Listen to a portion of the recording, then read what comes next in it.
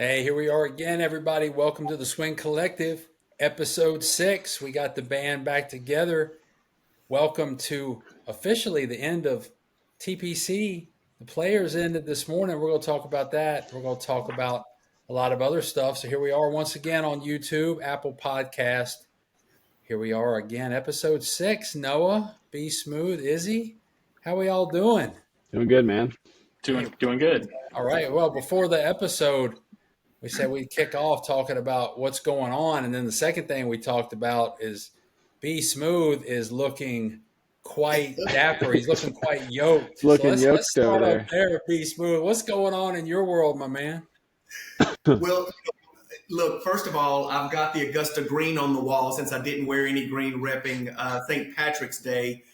And it's a little bit discombobulated, but I got inspired by some of the things you guys were doing in your rooms. And so, as my wife says, paint creeps.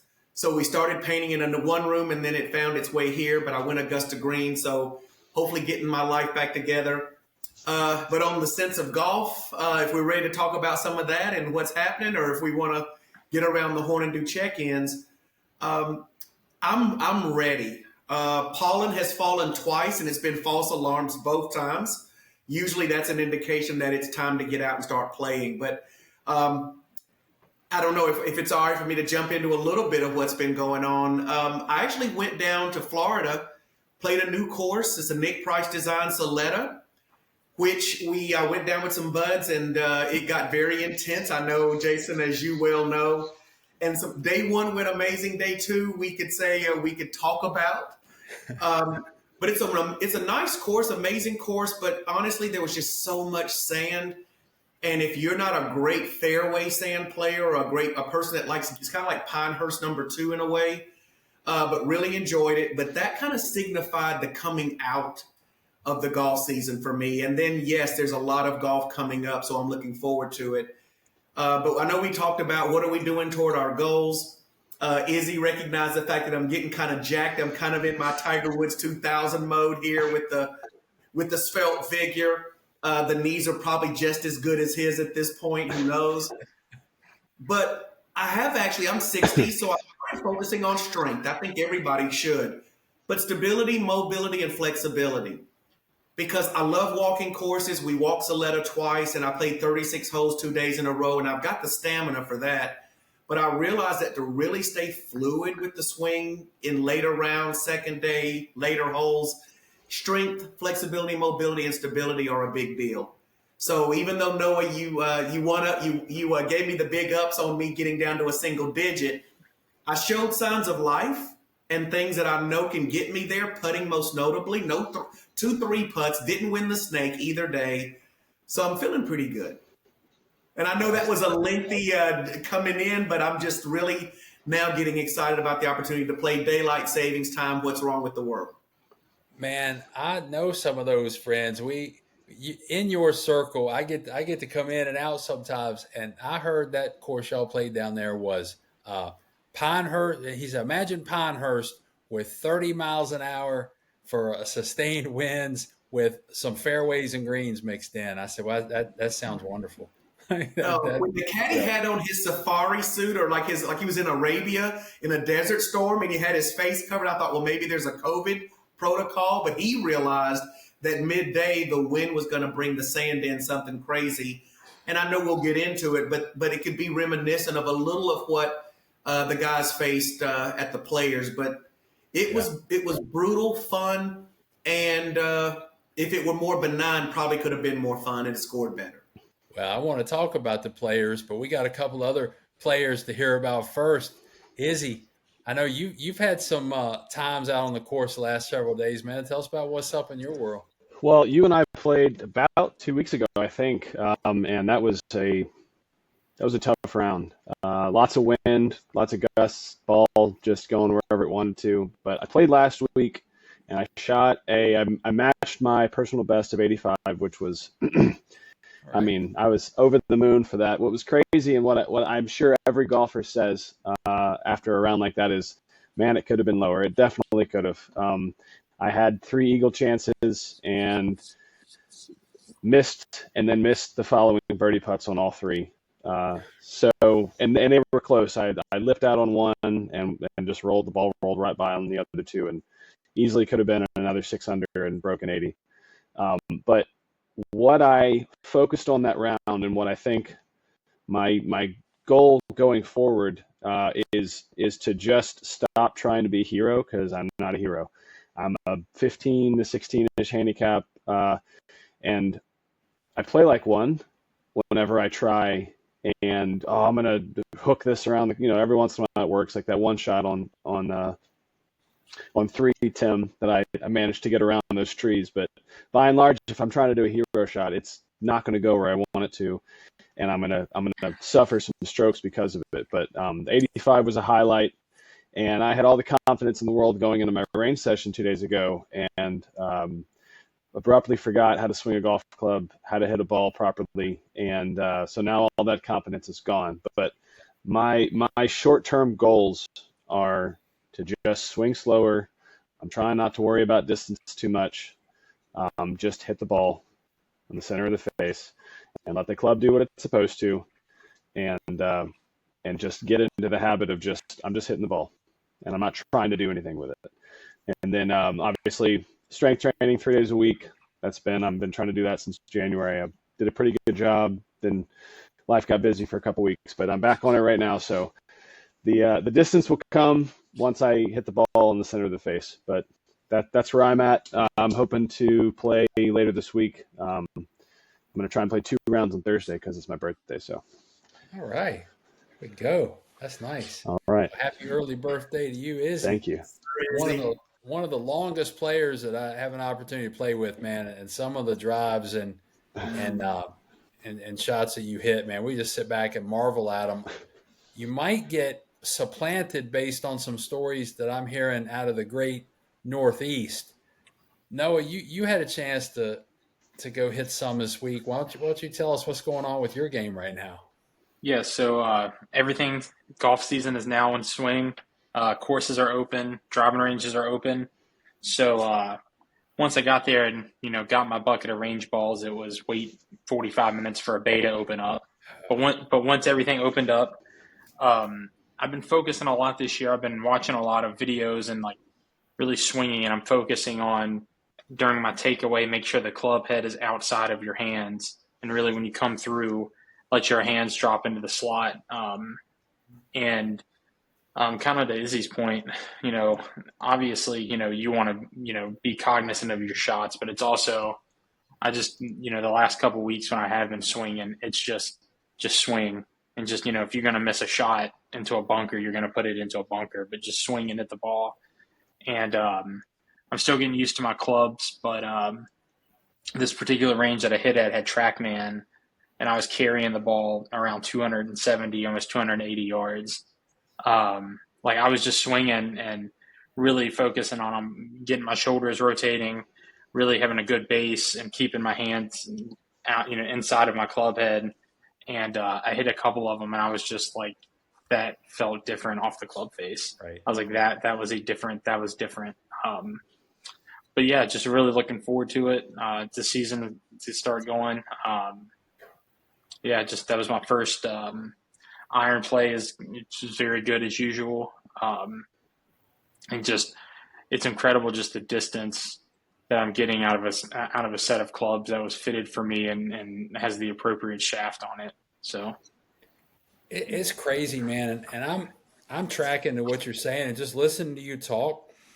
yeah, It sounds like I'm watching YouTube right now, because I'm getting a lot of the same vibes from you that I picked up on a lot of the videos. And I know that the man upstairs has got more to do than to sit there and curate my YouTube feed for me when I log on. He got more important things to worry about in this world that we're living in.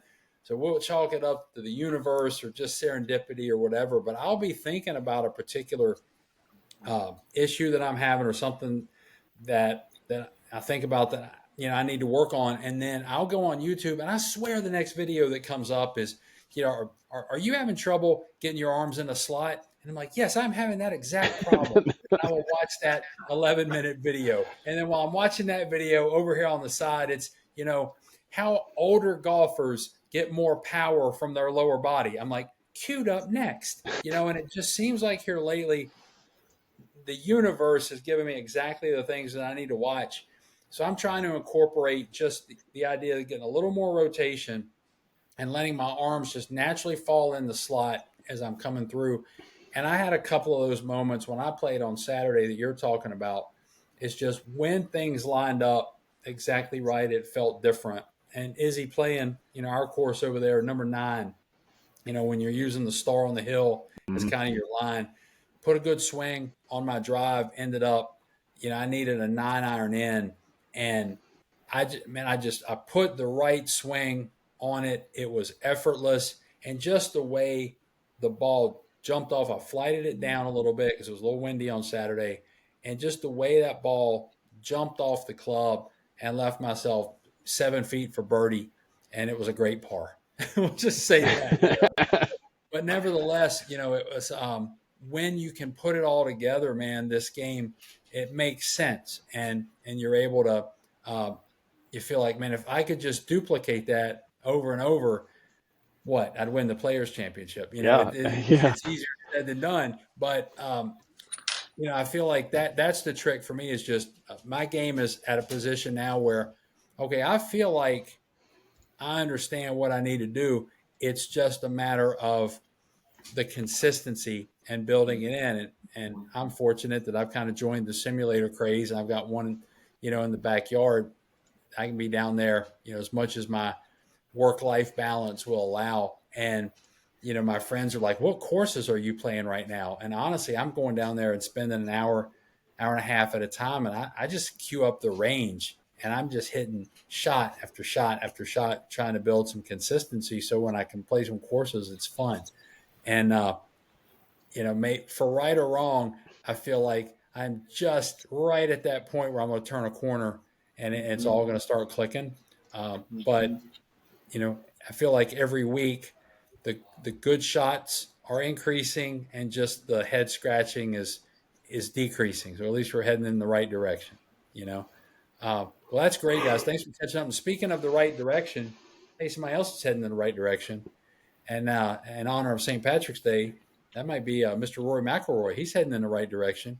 First time in his career that he has 2 victories before April 1st, including one officially today, Monday, as we're recording this. For those of you out there that's catching the Swing Collective on Apple Podcast or on YouTube as we're recording this, maybe you got to tune in this morning and watch the 3-hole aggregate playoff that finished Monday morning because they couldn't get things settled after that rain delay on Sunday. Raise your hand on the collective if you got to see that on Monday morning. Yeah. Oh man, see, we got B Smooth saying, no man, I was too busy doing the mature thing and working. Now where I'm sitting right here, I've got my work right here, and I have my TV right above it, and I was able to catch it. It was over before it began, was it not? But what'd you guys think of the finish? If you didn't get to see it, B, maybe at least got to see the recap, but it was quite a finish. I have to say, kind of ended the way I thought it would. What do you guys think? I mean, maybe the conditions on the course were a little bit different today, or just lost momentum. But I feel like, obviously Rory won. I don't think that either golfer really played solid golf on those 3 holes. I just felt it was just not solid golf. But like we've had conversations outside of the podcast. Like I really think this is Rory's year, and I think he's going to have a couple big seasons like we saw in the '90s. With Michael Jordan, he won a bunch, went away, stepped away from the game, played baseball, and came back and had 97 or 96, 97, 98. And I think with Rory, his game's at a spot where he's going to have two to 3, maybe 4 really big seasons. And then I think, because at this point he's been in the league almost 15 years. So, I think that he's going to have a couple really good years, really string together some victories. And then, it's going to be a little bit of passing the torch. And just overall watching him at the end of this round, or watching him play the final round, because I watched the final round wire to wire. he and I noticed this during the U.S. Open last year when him and Bryson were going back and forth was they are, he is very good at playing conservatively because, can't really take risks. You're two up. Let me just hit the middle of the green on every shot. I feel like there's just a lot of missed opportunities where he could have really, put his foot on somebody's throat and really pulled away and been a little bit more aggressive. And I think that's what led into the playoff was, he could have been a little bit more aggressive instead of kind of letting him hang in there a little bit. But overall, I mean, it was a solid. I mean, he won the tournament in a playoff, and if you look at the stats, he was like halfway through the field on driving accuracy. So he's not even putting the ball in the fairway. So, I mean, if he was really pounding the ball down some fairways, I think the score would have been a lot different. Right. That's a good take. Yeah. Guys, what else? Well, I'll go, and then B, you can fill us in on when you saw the recap on it. I wanted to touch on what Noah said about Rory playing conservatively when he's in the lead. I think that's a good thing to point out. That may be something that he needs to change if he wants to win more, because he's in the lead or he's fighting for the lead often, and then he just doesn't take the risk that the other players are, and then they blow past him, and there's no way for him to catch up because either he then has to take risks and he's behind, and he's nervous or something. But I thought that the first hole of the playoff, he played that really well. He got a birdie on it. The second shot in was just, center of the green, perfect place to be. Right. Somehow both of them ended up on 18. Just, I don't know what they were doing, but they both ended up in the grandstands basically. That was interesting. But I wanted to bring up something about the shot on 17. I'd heard the casters talking about that Rory pulled a 9 and shot a 75% shot with his 9-iron, and Spawn was looking at his back going, pulled his 9-iron, what the heck, like why? And it made me think back to a story that I'd heard about Tiger, that he would often overpull a club and take a lighter swing as a way to confuse his opponents in the group of them, because Tiger hits the ball far, he used to, still does, but used to hit it further. And if Tiger's pulling his 7-iron, I got to pull my my 6. And so I think that may have been what happened is Spawn saw him pull his 9-iron. He's like, well, his 9-iron goes a lot farther than mine does. Let me pull my 8. And it just cleared over the whole green and plopped in the water. And at that moment right there, that playoff was over. Yeah. Minute the splash hit, that was over. Yeah. B, did you kind of come to the same conclusions? Yeah, no, Izzy, you struck a couple of chords for me there, and some things I thought looking at the replay shot by shot and getting to hear some of the commentary. That number one, I think, Noah, you're right on about, and I won't pin this purely on Rory because there's a lot of players today that I think play defensively with a lead versus what you might have said about, just to say, a Phil Mickelson or a Tiger Woods in their heyday, one generation back. We're always fairly aggressive through the end of a tournament. But you mentioned about the 9 and the 8-iron on 17, because, with a par and a birdie on 17, had he hit the green and made a par, now we're back even, and 18 looks a lot different. But if you remember, at least when he was at the drop zone, he almost triple questioned his caddy about the distance. And so I'm wondering if it was whether he saw the 9 and thought he needed to hit an 8 because of what Rory did, or if he thought he had the wrong distance, hit too much club, adrenaline, wind. A lot of things can go wrong there. We all know it. Like you mentioned, Jason, about your flush 9. I think it was your flush 8 going 165. That's a strong carry on a club. It can happen. But it was that second, it was the drop zone shot, which he hit a decent shot in, that it almost felt like he was questioning the caddy's distance. But again, I don't want to create a controversy where one doesn't exist, because at the end of the day, that triple is what sealed it. Yeah. But I agree again really quickly with Noah that it just didn't.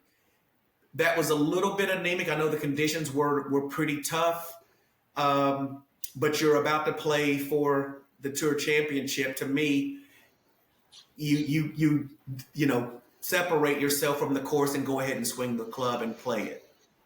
It was tough, man. I actually got pulled away right at the start, so I didn't sit down until 16 was over. Rory played it masterfully. I think we all saw it.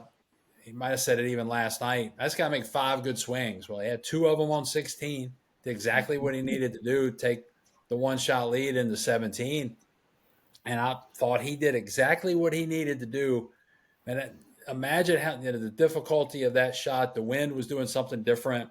They really couldn't practice that shot on the court, on the practice range. They just couldn't get the right conditions. He did exactly, I think, what he set out to do with that shot on 17. And then we see his second shot, which Spawn, you don't get the benefit of seeing that, but he barely tapped that ball. There was no way, you could look back now and say, well, he might have played that putt differently if Spawn didn't essentially have a harder putt for bogey. No, man, I don't think Rory makes anything but a 4 on 17. He barely tapped his putt, and it screamed by the hole. Yeah. So if we could come back and do it again, man, and we listened to JJ, after the playoff, he said, when I hit it, I was telling it to go, not even to sit. I thought it got hung up in the wind and was, kind of floating in the breeze. I was telling it to go. He had no idea what that ball was doing. Oh, yeah, he was so confused after that swing. Imagine, how difficult it was. And then, having things work out the way it did on 17, it's such a shame because they get to 18 and Rory pulls driver out. It didn't matter because he had such a lead. It was a 4-stroke lead, I guess, by the time they got over there. Maybe 3-stroke. But, it was so ill-advised. Why on earth do you pull driver there? Man, you hit a 3-iron, maybe a 2 if he's got it, and you just drive that up the middle of the fairway and you call it a day. Hitting driver there was so ill-advised. It didn't matter, but it's just such a bizarre ending. And as much as I love Rory McIlroy, and I'm a huge fan, I told you guys in our text this morning, JJ Spawn made himself a million fans with his post-playoff interview. You can't help but love this guy. I'm sorry. He was fantastic in defeat, but the way he played closing yesterday, I mean, he had a couple shots like I've never seen before, just to, have Birdie on 16 to put the pressure on. And man, he hits that putt on 18 about that much harder. We don't have a playoff. Yeah. And that was a hell of a putt. So good things, we seems like we say it every week. There's another golfer that, he's the next big thing, or keep your eye on that guy. But I sure hope we see JJ Spawn again. He does not spend much time at the top of the leaderboard, but I hope we can say his name again real soon because he made a fan right here. I think he's awesome. So, guys, what we got? Valspar this week, and then we make a couple trips across Texas, and then they got a little tournament in Augusta, right? So it's about to get spicy up in here. Well, let's talk some big ups and slow downs, shall we? Sure. So let's keep it on Rory. I'll give you mine real quick, and I'm anxious to see if y'all tear it up or agree with me. So since we're on the Rory McIlroy train here, here's my big up and slow down for the week. Rory McIlroy, first time in his career that he's won 2 tournaments before April 1st. However, if Rory McIlroy does not win a major this year, the season will still go down as a disaster. Noah, big up or slow down?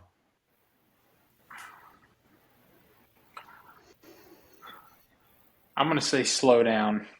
We had this conversation, and we had this conversation yesterday, I believe, when we were recapping the final round. Like, look, every golfer is graded on how many majors have they won. Jack has the record. Tiger won 12, 14, wherever he's at. So obviously every golfer is judged on how many majors they win. But let's not forget, Rory McIlroy has won two tour championships, 2 players championships, 3 majors, 20, he's got 20, 27, 29 wins on tour. Like he has won a lot of golf tournaments. And I think that, when you look back at these careers and you look at Tiger Woods, like, yes, he's won a significant amount of majors, but it was just the day in and day out. It's 2007 and you sit down and click on the Bridgestone and he's dominating the tournament wire to wire. Like, yes, obviously, a golfer wants to win the most majors, obviously, for, to go into the history of, the annals of golf, and the fact, the purse for the players was 4.5. So, obviously they want to win these big tournaments, but, I mean, even if he doesn't win a major, winning 2 signature events and then throwing in a couple more victories and, making a run deep in the FedEx Cup, I mean, I would say that would be a pretty successful season. Fair enough. B? I'd probably go big ups with you there, only not because I think I want to put undue and unfair expectation on Rory, but that's sort of the way this works. Obviously Augusta is the one that's gotten away from him, so we would, if he comes in and does that and handles his business, it's a little bit like Mickelson at the time he finally won at Augusta, and then of course he got a couple more at that point. 35 years old, I think, Noah, you were alluding to about maybe what's left in the tank. And obviously 35, when we think about a Wayne Brady, Lord have mercy. We'll go comedians for you guys. A Tom Brady or a LeBron, people in their 40s, or my boy Steph Curry, 36, he's 35. Fitness, he's mentally, I think, still strong, even though I think there's a couple of monkeys on his back. It'd be a real stretch to call it a failure, but let's just say I think he is now at the level of elitism. He's going to be judged by majors.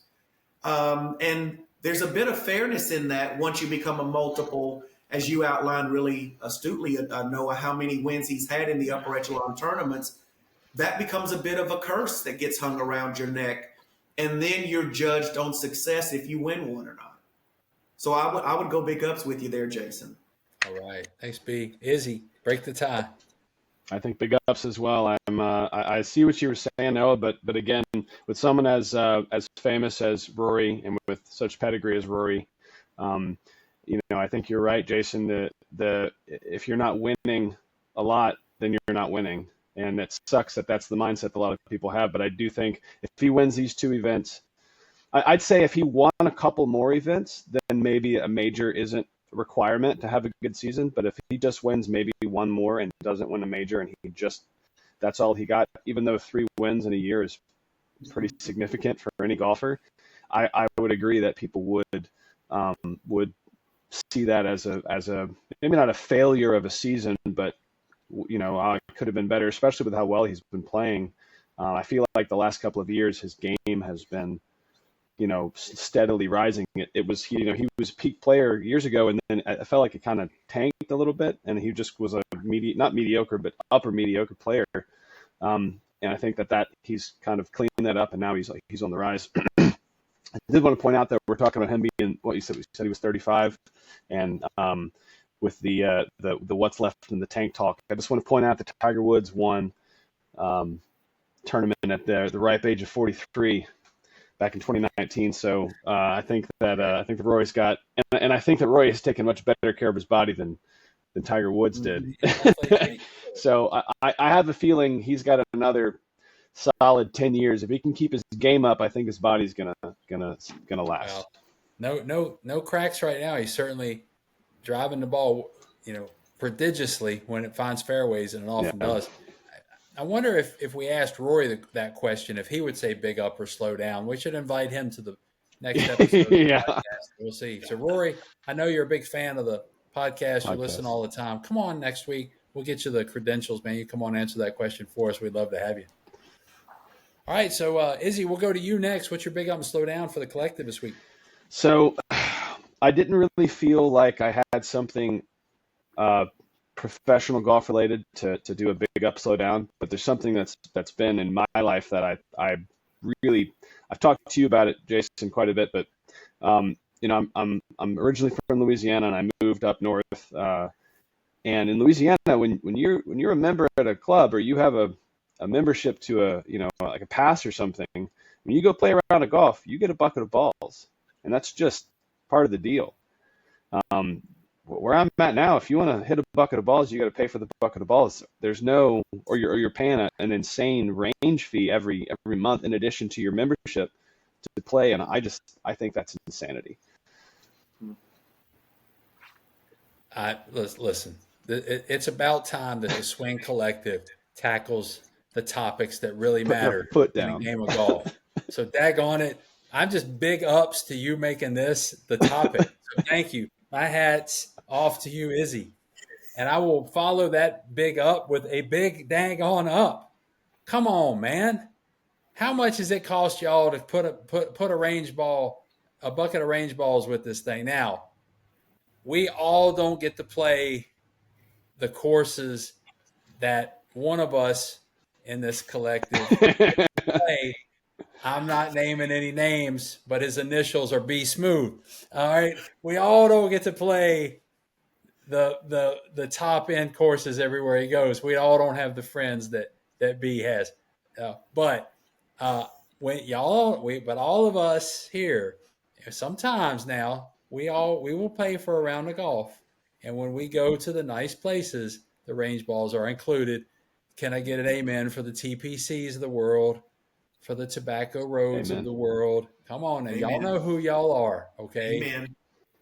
Now, if you're charging for range balls, and y'all know who y'all are too, it's because you're not one of those courses, okay? So that's all I need to say. Even if you raise the price of the membership a couple $100 for the year, don't tell us, right? tell us. Make the balls free. Just make them included, man. Just because, sometimes I don't have the time to go play a full round every day, but I do have time to go hit a bucket of balls for 30 minutes. Yeah, I don't have to say another word. Huge big up there, and I'm not even going to go off topic and start talking about cart fees. Oh God. Okay, big ups. Izzy, all right, thank you. Noah, what's your take? Oh, I mean, big up. I always know I'm at an upper echelon, high society type course. When I walk in, I was like, man, you're doing me a solid by covering my range balls. I've really made it. Yeah. So, I mean, if you're paying a gazillion dollars to be a member at a course, you're going to get free range balls. Oh boy. So it's a big up for me too. I mean, but golf courses are a real sort of study in economics and the way we psychologically just go with it, even if they do charge or if things are not available. I mean, I'll do a quick, simple, secondary analogy. You could be drinking, I can't do a product mention here, but we could be drinking a beverage that you could get at Walmart for 99 cents for 32 ounces. You go to the course, you'll pay $5 for that same bottle. You then could go to, I just came from a fancy highfalutin course where the range balls are free, and a 20 ounce is $10. And it's the old experience versus value, which is benefits divided by price. And I'm being all scattery here because I do sometimes feel that at a course, once you're there, it should sort of be all in. And certainly range balls so you can get warmed up for a round or simply to refine your game. So a big ups for me that range ball should be in the mix. Now listen, can I just take 1 second here? Y'all both know right now, Be Smooth is going, oh, you mean there's courses that charge you for range balls? I didn't know. I thought it was always included. Come on now. Come on now. I just want to relate to the everyday golfer, you know? He said, wait, they have Pro V1 range balls at the course, right? My very first course where I started to get acclimated and play is a place called Morgan Dairy down in Barnesville, Georgia. It was literally a pasture that this man had manicured and put greens on, but it got lots of play, but he gave us range balls. You got 10, but 10 was enough to go get loose. Yeah. That's right. I mean, a token for a small bucket, even if it's just that. You don't have to give me 90 balls. Give me 30. That's right. That's right. The course that Izzy and I play most often, and Noah knows it too. When he's in town, he plays it. I'll go get a small bucket. It's 24 balls. That's plenty. And I save the last 4 or 5 for the big stick. I go 5 with the wedge, 5 with the 7-iron, 5 with the 5-iron, 5 with the 3 hybrid, and 4 with the big stick, and let's go chip and putt. Let's go play. That's all. Let's go. And I have been over there and not had time to get a bucket or whatever, and honestly, go over there, chip and putt, and just loosen up and play better golf. So maybe we need to do a official scientific comparison in which we see if we play better if we don't warm up at all. But you say that, Jason. I did not have a chance to warm up on that 85. Bang! I literally walked out and just went. As they were teeing off, we got there. No fault of my own. Right. Yeah, that's great. All right, we'll go to B Smooth for his big up and slow down. Well, my big up, slow down, and it maybe isn't as up or down or slow down, but I just wanted to highlight Justin Thomas's 62 on Saturday. I actually got to watch it stroke by stroke. So the big up would be that's a statement round that lets the rest of the season know that Justin's going to be involved and be relevant more than he has been in recent times, or slow me down and say, no, that was just a great round and that's just Justin Thomas. But for me, it was a statement round, and getting to watch it in the conditions and actually having shot what he did on day one, it was beautiful to watch. Justin Thomas had an interesting tournament this week, didn't he? He did. Yeah. Studying, like me, studying contrast.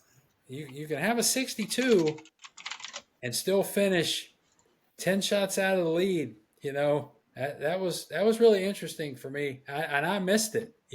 Heard about it, but didn't get to see that much of it. So it was interesting. But I'm with you. Big up. He didn't have a great year last year, and was sort of vilified a little bit, I think, unfairly so, by some people with full swing. And when it basically came down to the Ryder Cup, and I know it was year before last, but I'm just saying, when we all got to watch it last year, it was kind of Keegan versus Thomas, and it was a little unfair. They both wanted the same thing, and Zach had a choice to make, and he made the choice, and away we went. So I think he probably got a little heat for that. It's probably unfairly placed. So he's trying to come back from that a little bit. But I think you're right. He's going to have some tournaments of consequence. So I go big up there. That 62 was not a fluke. He's going to follow it up with some big golf when the weather warms up. Noah, what do you think? Justin Thomas's 62, a sign of things to come? I'm gonna say slow down.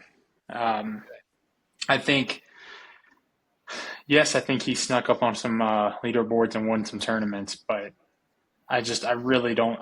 Over the last couple of years, watching him and Jordan Spieth really in that kind of a part of that young American core, it's just the talent of golf.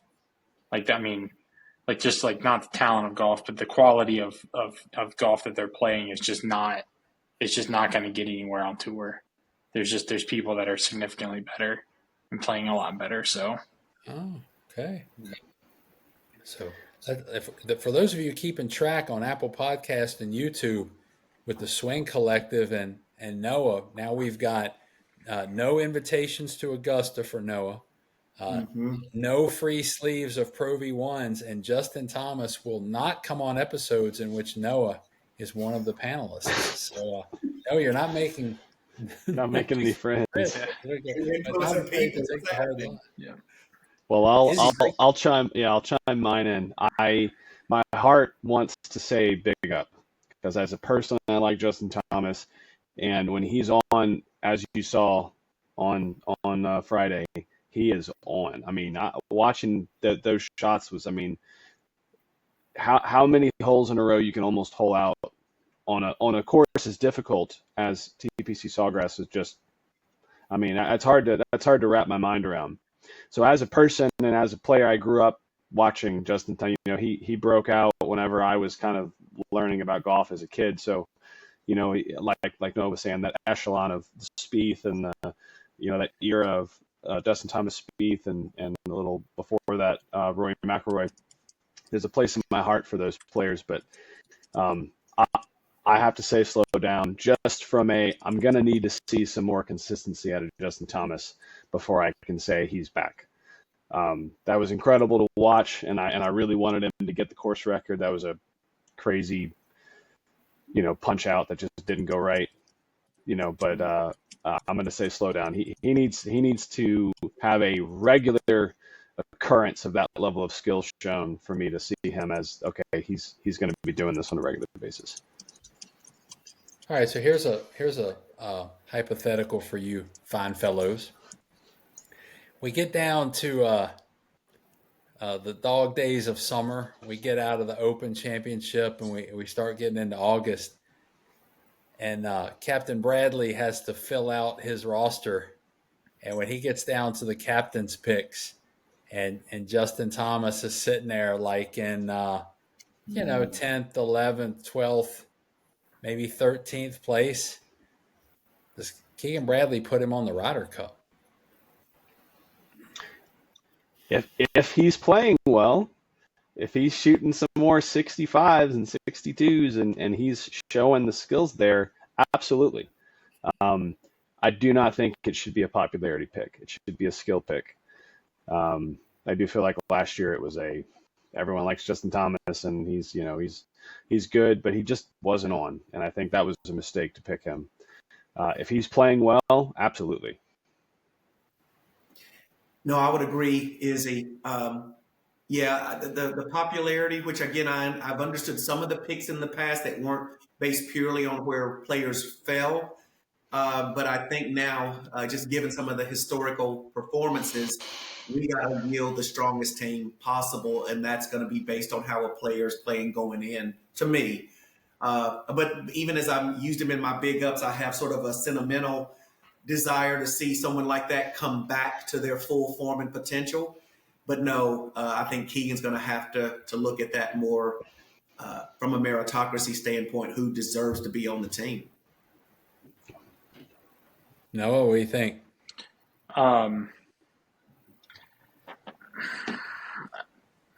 I think watching the Ryder Cup,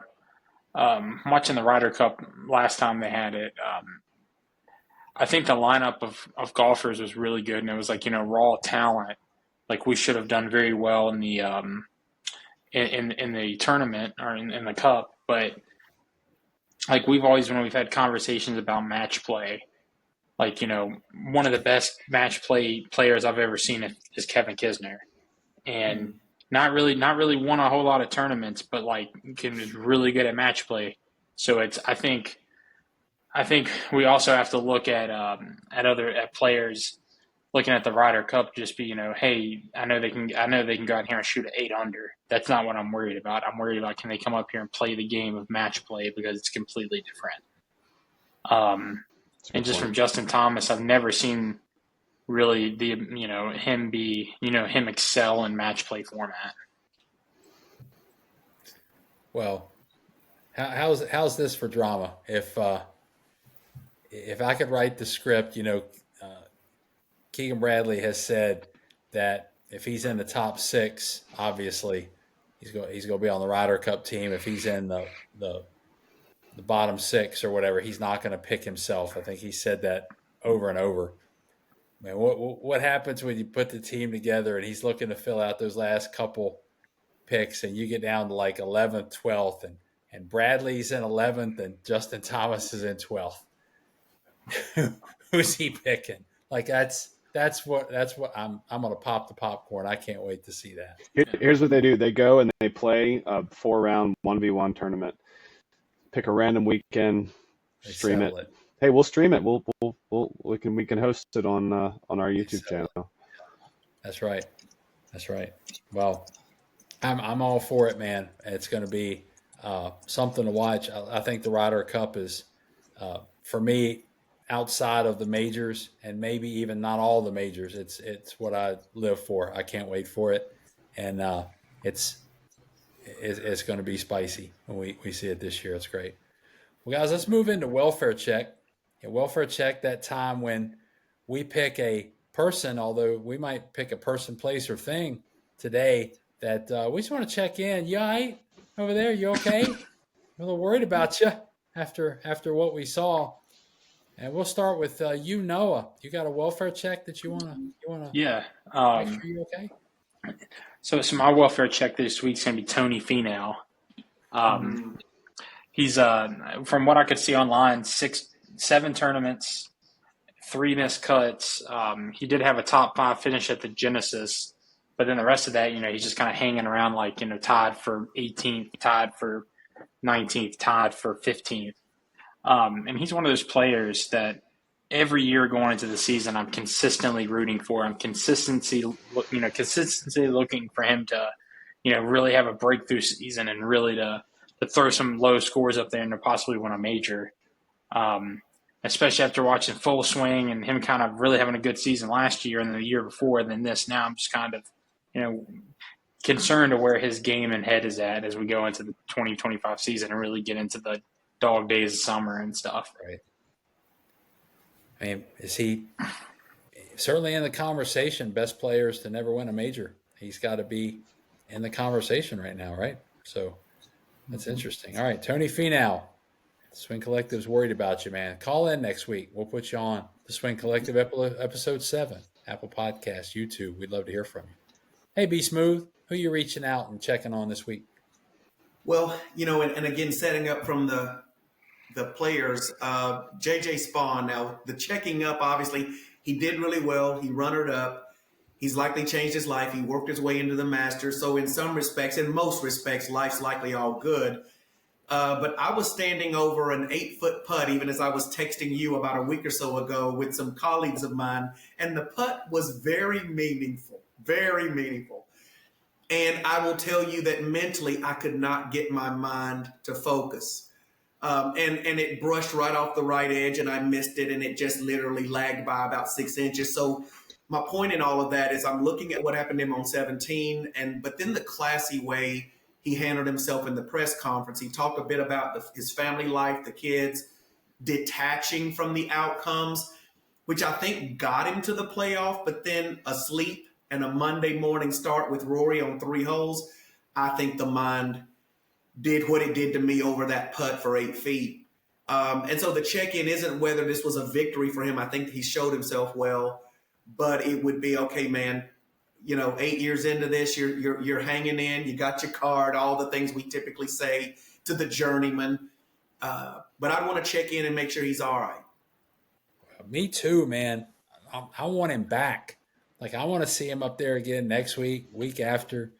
I want to see him vying at some majors. He just, to me, has the look of a guy that we might not see him again, Right. And I don't want that to be the case, man, because of not a single thing he did on the course for 4 rounds. If he played great, so I don't want to take anything away from the way he played, but his 4 rounds to me was utterly forgettable. It was the minute or two that he gave us right after the playoff that I'm all about. And that's why I want to see him come back, man, and I want to see him seal the deal next time. So, man, let's hope he's okay and we see him back soon for sure. Izzy, who you checking in on, my man? So I'm gonna do myself, and here's why. When I moved almost a year ago and didn't play golf for about 7 months, and I started getting back into it, and I was playing really well before I moved, and when I came back, it was not good. And I've slowly been working on my game, and I go out and play. Just wanted to get out in the afternoon and play around, and I shoot the best. I tied myself for my PR with an 85 last week. And when I say I was high on that round, I mean, I texted everybody who I thought cared to hear about it and telling my wife about it. My wife was with me on the round. Maybe that's why I played so well, is having to impress somebody. But, just anybody who would listen, I was telling them about that round. What went right, what went wrong, what saved me. And then 2 days ago, I go to the range, just big smiles, had some coffee that morning, ready to pure some shots. And it was just devastating. It was one of the worst range sessions I've ever had in my entire life. I mean, you'd think that the sweet spot on the club was the hosel, because it just, I mean, that's all I could hit, man. I mean, I felt bad for the guy next to me because my shots were flying right by him. I mean, they weren't going anywhere near where I wanted them to go. But what I noticed on that session was the further I went up in clubs, I started with wedges, but as I went up to the higher irons and then into woods and the driver, my swing got better. And maybe it's because I was swinging and I got further into my session that I was figuring it out. But I couldn't hit a wedge to save my life that day. And I was, smoking the 3-wood better than I have in a while. But I think I need to look at it as, hey, off day, maybe went in a little overconfident, and just, that's okay. I'm not hitting well. The whole point of going to the range is to work that out. So as long as I'm not doing that on the course, I should be all right. Jason? All right, so the collective is here for you, my brother. Yeah, man. We got you. We believe in you. Thank you. That's the thing with me, man, is where I get the most frustrated. And my wife came home last Wednesday night, and I was down in the simulator, and she made the fateful mistake of coming down there and saying, hello, how are you? Are you having a good time? No, I'm not having a good time. I wish I never would have built this place. I want to burn it to the ground. Like, I hate golf, and I wish I could tell you that I'm trying to be funny right now, but I'm pretty sure those were direct quotes. But as we're talking, the thing that upset me most was the inconsistency. Like, and every golfer talks about the inconsistency, but mine goes from, man, I know what I'm doing, to, is this the first time you've ever swung a club? Right. And that's the part that frustrates me. And it's funny, Izzy, that you said this, because I've never heard another person say this, and you made me feel really good. How I work myself out of it is, I've always, from, or at least not always, but from a long time ago, I start with my wedges and I work up. And that's just, I was taught that's how you practice. And when I'm having a rough time with like wedge, 8-iron, 7-iron, I'm down there.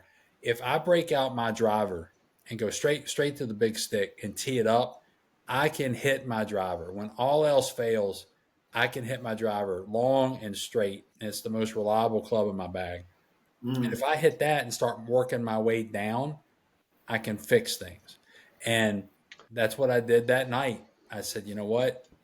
I'm going straight to the big dog, and got some decent swings and started working down 3-wood. I got a new 3 hybrid, and it might be my favorite club in my bag now. I can mash that thing. And then by the time I got back down to my irons, it was fixed. So it's interesting that you had a similar experience. I don't know. There might be some people listening to the Swing Collective on Apple Podcast right now and say, well, duh, that's how it works. And here's why. Leave us a comment. Tell us why that is. We'll bring you on the show. You can explain it to the world, because I never heard that. That's great. Well, one more welfare check for me, and it's actually not a person, it's a thing. I want to do a welfare check on Akshay Bhatia's putter, okay, because I'm worried about that thing, and I'm worried that maybe it's sitting at the body of water there around 18 and sawgrass, okay? But Akshay Bhatia is a star in the making. That cat can flat out play, and not just because he's one of the few golfers that play from the correct side of the ball. Okay, you righties don't know what you're doing. It's the lefties that just, man, that's a sweet swing that dude's got. Sometimes it cuts a little too much, but I only say that because I don't know how to do it very well. So, SK, call me. I know you listen to the Swing Collective. You come on here and tell us how to do it, man. We'll make the whole episode all about you. But, man, I felt bad because obviously I'm going to root for a left-handed golfer that's not named Phil or Bubba. And this guy had it locked in, man. And there for a minute, he and Rory were tied. And I was sitting on the couch yesterday after having a nearly hour-long conversation with my good friend B. Smooth before he took care of some Mexican food with his family. And I was like, man, I don't know who I want to win this thing, because I love me some Rory McIlroy, but I'm a Bhatia fan too. And just coming down those last few holes, I counted 5 putts on the back 9 that were makeable putts for birdie, and he went over 5. So I just wonder, if that big old putter that he used and that sweeping broom motion, if he might have got off 18 and said, "The heck with this, I'm going back to a Newport," and threw that thing in the water. So if that's true, somebody's going to scuba down there and get themselves a souvenir. So I want a welfare check on Akshay Bhatia's putter.